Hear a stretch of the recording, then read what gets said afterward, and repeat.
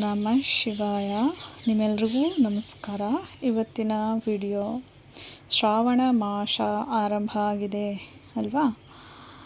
ಅದಕ್ಕೆ ಶ್ರಾವಣ ಮಾಸದಲ್ಲಿ ಸ್ವಲ್ಪ ಸೋಲ್ಗಳ ಬಗ್ಗೆ ಆಮೇಲೆ ಮಾತಾಡೋಣ. ಸೋಲ್ಗಳ ಬಗ್ಗೆನೇ ನಾವು ಈ ವಿಡಿಯೋದಲ್ಲಿ ಹೇಳ್ತಾ ಇರ್ತೀವಿ. ಅಂದರೆ ಇವಾಗ ಶ್ರಾವಣ ಮಾಸ ನಡೀತಾ ಇದೆ ಅಂದರೆ ನಾವು ರುದ್ರಾಕ್ಷಿ ಬಗ್ಗೆ ಹೇಳಬೇಕು ಅಂತ ಅಂದ್ಕೊಂಡಿದ್ದೀನಿ. ಫಸ್ಟು ಒಂದು ಮುಖದ ರುದ್ರಾಕ್ಷಿ ಅದ್ರ ಬಗ್ಗೆ ನಾನು ಹೇಳ್ತೀನಿ. 2 ಮುಖ, 3 ಮುಖ, 5 ಮುಖ, ಈ ಥರ 21 ಮುಖದವರೆಗೂ ಇರ್ತವೆ ಅಲ್ವಾ, ಹೆಚ್ಚಿಗೂ ಇರ್ಬೋದು. ಇವತ್ತು ನಾನು ಒಂದು ಮುಖದ ರುದ್ರಾಕ್ಷಿಯನ್ನು ಧರಿಸಿದರೆ ಏನೇನು ಅನುಕೂಲತೆಗಳಿವೆ ಅಂತ ನಾನು ಹೇಳ್ತೀನಿ. ನೋಡಿ, ನೀವು ಯಾವಾಗ ಹುಟ್ಟಿದ್ದೀರಾ ಅಂತ ನನ್ನ ಬಗ್ಗೆ ಕೇಳ್ತಾರೆ ಜನ. ನಿಮ್ಮ ಬಗ್ಗೆ ಹೇಳಿ ಮೇಡಮ್ ಅಂತ ಹೇಳ್ತಾ ಇರ್ತಾರಲ್ಲ. ಈ ಶ್ರಾವಣ ಮಾಸದಲ್ಲಿ ಸ್ವಲ್ಪ ನನ್ನ ಬಗ್ಗೆ ನಾನು ಹೇಳ್ತಾ ಇದ್ದೀನಿ. ನಾನು ಹುಟ್ಟಿರೋದು ಶ್ರಾವಣ ಮಾಸದಲ್ಲಿ ಕಡೆ ಸೋಮವಾರ. ಓಕೆ, ನಮ್ಮ ತಂದೆಯವರು ಊರಲ್ಲಿ ಬಸವೇಶ್ವರ ಗುಡಿ ಇದೆ. ಆ ಬಸವೇಶ್ವರ ಗುಡಿಯಲ್ಲಿ ನಮ್ಮ ತಂದೆ ಆಮೇಲೆ ನಮ್ಮ ತಂದೆಯ ಗೆಳೆಯರು ಪರಪ್ಪ ಸಾವ್ಕಾರ, ಆಮೇಲೆ ಬಾಬು ಮಾಲಕ್ ಅಂತ, ಆಮೇಲೆ ನಮ್ಮ ತಂದೆ, ಇವರೆಲ್ಲ ಸೇರಿಬಿಟ್ಟು ಊಟಕ್ಕೆ ಹಾಕ್ತಾಯಿದ್ರು ಶ್ರಾವಣ ಮಾಸದಲ್ಲಿ ಕಡೆ ಸೋಮವಾರ. ಓಕೆ, ವರ್ಷ ಊಟಕ್ಕೆ ಹಾಕ್ತಾಯಿದ್ರು. ಅವತ್ತು ಅದೇ ರೀತಿ ಊಟಕ್ಕೆ ಹಾಕ್ತಾಯಿದ್ರಂತೆ. ಗುಡಿನಲ್ಲೇ ಇದ್ದರು ನಮ್ಮ ತಂದೆಯವರು.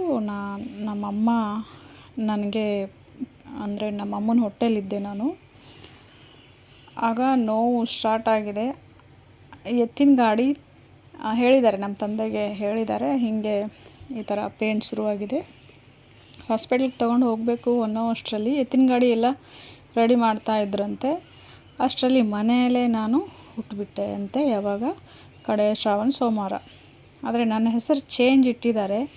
ಆಗ ಅವರು ಅಂದ್ಕೊಂಡಿದ್ದು ಶಿವಮ್ಮ ಅಂತ ಇಡಿ, ಶರಣಮ್ಮ ಅಂತ ಇಡಿ ಹೆಸರು.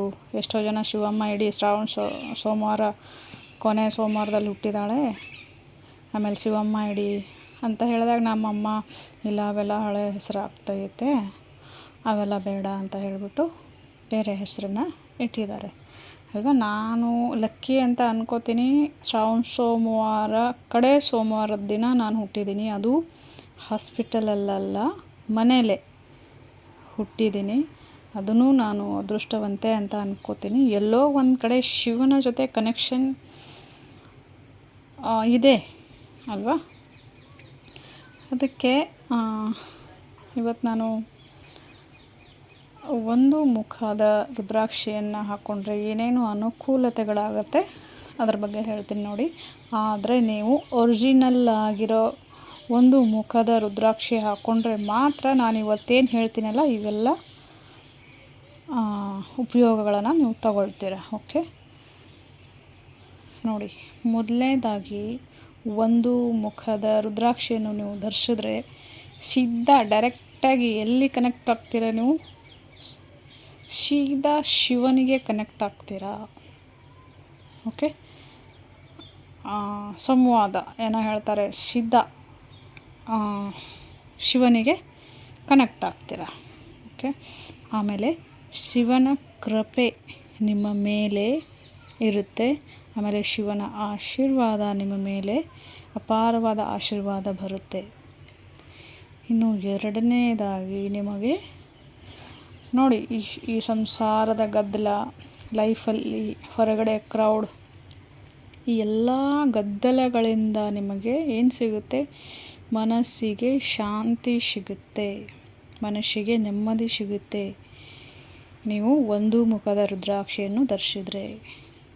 ಓಕೆ, ಇನ್ನು ನೆಕ್ಸ್ಟ್ ಹೇಳೋದಾದರೆ, ಧ್ಯಾನಕ್ಕೆ ಯಾರಿಗೆ ಧ್ಯಾನ ಹತ್ತುತ್ತಾ ಇಲ್ಲ, ನನಗೆ ಧ್ಯಾನಕ್ಕೆ ಕೂತ್ಕೊಂಡಾಗ ನನಗೆ ಥಾಟ್ಸ್ ಬರುತ್ತೆ, ನನಗೆ ಧ್ಯಾನ ಮಾಡೋಕ್ಕೆ ಆಗ್ತಾಯಿಲ್ಲ ಅಂತ ಅಂತೀರ, ಅವರು ಒಂದು ಮುಖದ ರುದ್ರಾಕ್ಷಿ ಧರಿಸಿದ್ರೆ ಧ್ಯಾನ ನಿಮಗೆ ಆದಷ್ಟು ಬೇಗ ಹತ್ತುತ್ತೆ.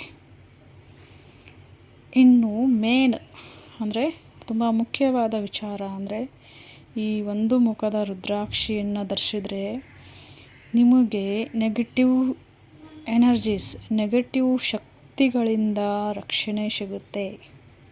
ಓಕೆ, ಡ್ರೈನ್ ಆಗಿಬಿಡ್ತೀರಾ. ಯಾರನ್ನಾದರೂ ಯಾರ ಸಂಪರ್ಕದಲ್ಲಾದರೂ ಬಂದರೆ, ನೆಗೆಟಿವಿಟಿ ಇರೋ ಜನಗಳ ಸಂಪರ್ಕದಲ್ಲಿ ಬಂದರೆ, ಅಥವಾ ಅಂಥ ಒಂದು ಜಾಗದಲ್ಲಿ ನೀವು ಹೋದರೆ ಪಟ್ಟಂತ ಡ್ರೈನ್ ಆಗ್ತೀರಾ. ಅಂದರೆ ಪಟ್ಟಂತ ನಿಮಗೆ ನೆಗೆಟಿವ್ ಸುತ್ತುವರೆದಾಗ ನಿಮಗೆ ಶಕ್ತಿಹೀನರಾಗ್ತೀರಾ ಅಲ್ವಾ. ಇದು ಒಂಥರ ಶೀಲ್ಡ್ ಇದ್ದ ಹಾಗೆ.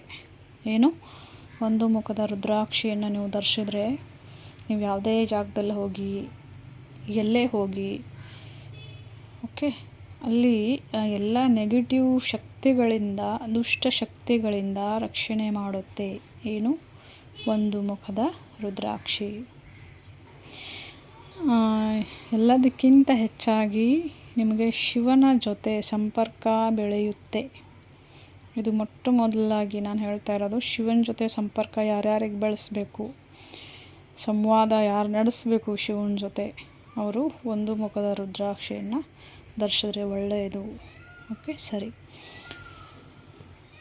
ಆ ಶಿವನ ಆಶೀರ್ವಾದ ನಿಮ್ಮೆಲ್ಲರ ಮೇಲಿರಲಿ. ನಿಮ್ಮೆಲ್ಲರ ದುಃಖವನ್ನು ದೂರ ಮಾಡಿಕೊಳ್ಳೋ ಶಕ್ತಿ ಕೊಡಲಿ ಅಂತ ಪರಮೇಶ್ವರನ ಹತ್ರ ಪ್ರಾರ್ಥನೆ ಮಾಡ್ಕೋತೀನಿ. ನಮಸ್ಕಾರ ಫ್ರೆಂಡ್ಸ್, ಥ್ಯಾಂಕ್ ಯು.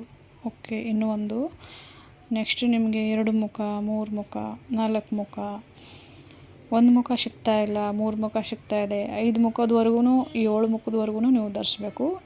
ನಿಮಗೆ ಬೇಕು ಅಂದರೆ ಅದ್ರ ಬಗ್ಗೆನೂ ನಿಮಗೆ ಮಾಹಿತಿ ಬೇಕಂದರೆ ನೀವು ಕಮೆಂಟಲ್ಲಿ ಹಾಕಿ. ಆಗ 2 ಮುಖದಿಂದ 7 ಮುಖದವರೆಗೆ ಏನೇನು ಮಾಹಿತಿ ಇರುತ್ತೆ ಅಂತ ನಾನು ಹೇಳ್ತೀನಿ. ಕಮೆಂಟಲ್ಲಿ ಹಾಕಿದ್ರೆ ನೋಡೋಣ, ಅದ್ರ ಬಗ್ಗೆನೂ ಒಂದು ವಿಡಿಯೋ ಮಾಡೋಣ. ಸರಿ, ನಿಮ್ಮೆಲ್ರಿಗೂ ನಮಸ್ಕಾರ, ಥ್ಯಾಂಕ್ ಯು.